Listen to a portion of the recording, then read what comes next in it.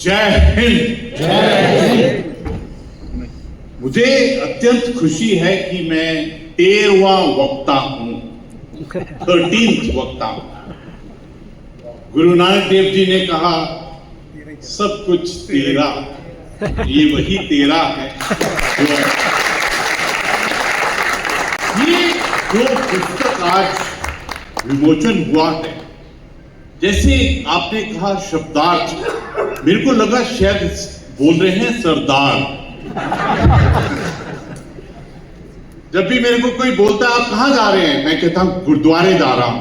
कहते क्या करने जा रहे हैं, मैं कहता हूं शब्द सुनने जा रहा हूं। पूरी कहानी, जीवन की पूरी कहानी शब्दों पर निर्भर है। सोच विचार और धारणा, आपने शब्दों का और अर्थ को मिलाकर ये जो किताब बनाई है शब्दार्थ, 116 पेज की किताब, मैं आपको बहुत बहुत मुबारकबाद देना चाहता हूं।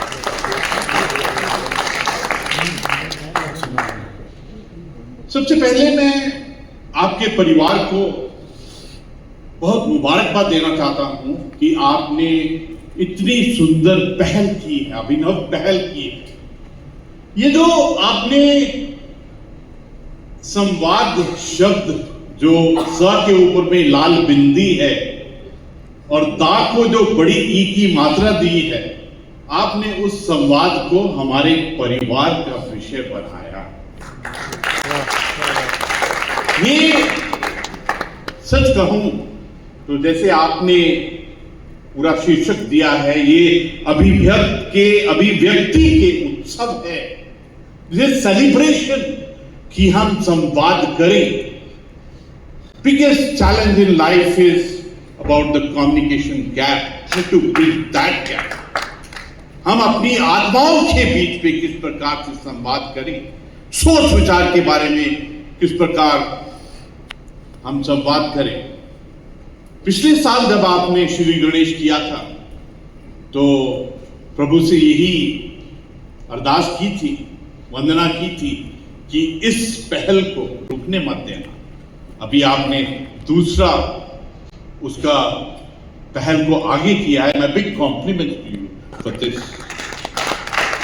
और सबसे बड़ी बात यह है कि ये जो अभियान आपने शुरू किया है, ये जो कैंपेन शुरू किया है, जिसमें हिंदी है हम और हिंदी हमारी पहचान, I think this will change the way we think, the way we perceive, this will change our thoughts, thinking and perception. और ये इस वक्त की सबसे बड़ी पुकार है। मुझे ऐसा लगता है कि अगर आप सच्चे भारतीय हैं, राष्ट्रीयता में बिलीव करते हैं और अपनी आत्मा से संवाद करना चाहते हैं, और संवाद कितना सुंदर शब्द है। अगर स और बिंदी को छोड़ दे तो वाद, अंदर से जो वाद निकलता है, वाइब्रेशन निकलता है, वो हिंदी ही समझ सकती है। कभी कभी मेरे को लगता है कि इंग्लिश भाषा में कभी कभी किसी लेटर को साइलेंट रखना पड़ता है, सटल भी साइलेंट रखना पड़ता है, लेकिन हिंदी के अंदर में, हिंदी के उच्चारण में कुछ भी साइलेंट नहीं रहता। जो आत्मा में विचार आता है उसको एकदम प्रकट करने का जो एक अलग ही एक उदाहरण है। इसीलिए ऐसे कभी कभी लगता है कि जब आप हिंदी में बोलते हैं आपको सोचना नहीं पड़ता, आप आत्मा से बोलते हैं, और जहां आत्मा बोलती है वो सत्य बोलती है और गहरा बोलती है। क्योंकि आदमी जब अपने दिमाग से बोलता है तो चालाकी से बोलता है, लेकिन आत्मा जब बोलती है तो प्रभु का ही राग और वाद बोलती है। इसलिए मुझे ऐसा लगता है कि हर भारतीय की आत्मा हिंदी को बहुत गहरा प्यार करती है। हमको ये समझने की जरूरत है। कभी कभी ऐसा लगता है कि अगर बहुत गहरा आपको ज्ञान प्राप्त करना है तो संस्कृत वो स्रोत है, संस्कृत वो प्रेरणा स्रोत है। मुझे जीवन में जन्म से पंजाबी, और जब भी मैं किसी को गहरे प्यार से या गहरी गाली देनी होती है तो पंजाबी में फिर मैंने चाइनीज सीखी and I was distinction in Chinese.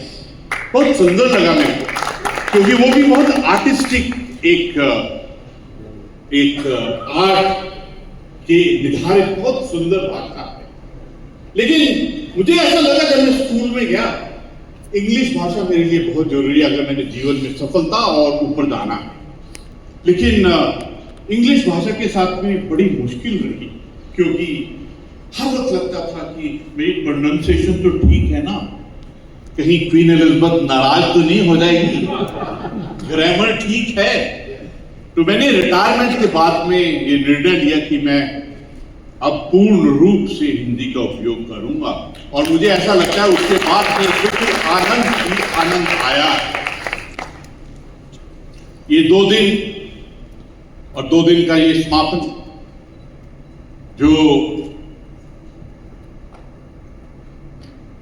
जो आपने विषय का निर्णय लिया था, बहुत ही सुंदर स्पेक्ट्रम के अंदर में आपने विषयों को रखा। आपने साहित्य, संस्कृति, राजनीति, इतिहास, कला और इनको एंजॉय करने का जो तरीका है, संगीत, नृत्य, नाटक, सिनेमा, और हर एक के अंदर में जो हमने झलक पाई भारतीयता का, और जो हमने उत्सव मनाया, my big compliments to each one of you.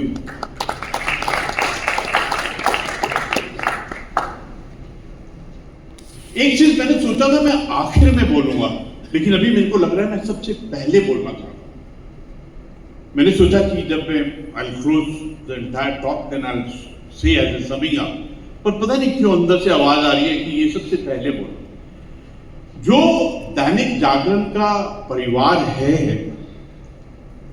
आप में जो हम सबको विश्वास है, जो ग्रिप आपका रीडरशिप के ऊपर में है, और जो इंपैक्ट, इफेक्ट और रिजल्ट आपके एक एक लेखन का है, उस बलबूते के ऊपर में मैं आपसे रिक्वेस्ट करना चाहता हूं 5 चीजों का। कभी कभी दिल करता है 6 कर लो, लेकिन भगवान कहता है सिर्फ 5 ही उंगलियां हैं, सिर्फ 5 ही मांगो। तो वो 5 चीजें जो मैं आपसे मांगना चाहता हूं शुरू में, पहला,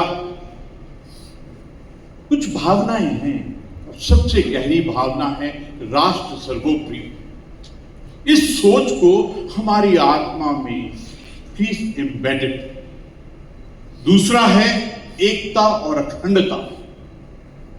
जब भी मैं सोचता हूं मुगल और अंग्रेजों का समय, जो उन्होंने अत्याचार और जो गुलामी का दौर था, ये दोबारा हजारों साल तक ना आए, उसके लिए हमको एकता और अखंडता का पाठ हर रोज करने की जरूरत। अगली है, अगर दिल कर रहा है ना ताली मारने का, तो जोर से मारिए, बस ऐसे।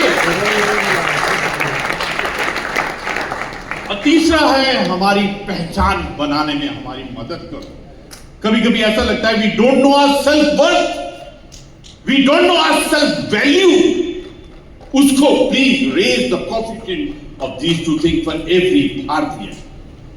चौथा है पूरे परिवार ने, राष्ट्र रूपी परिवार ने 2047 का एक संकल्प, एक लक्ष्य, एक एम, एक ऑब्जेक्टिव, एक रोड मैप बनाया। उसमें शिव जी के वरदान के साथ में 3 शूल हैं। उस त्रिशूल के अंदर में विकसित भारत, आत्मनिर्भर भारत और विश्व गुरु का स्थान। और 5वां है, it's all possible if there will be अर्थव्यवस्था and technology. Please prepare for this.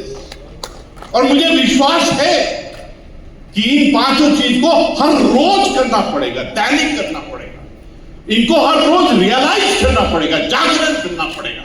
और ये 2 शब्दों की जो ताकत है ना, दैनिक और जागरण, ये इस परिवार को, मैं इस परिवार के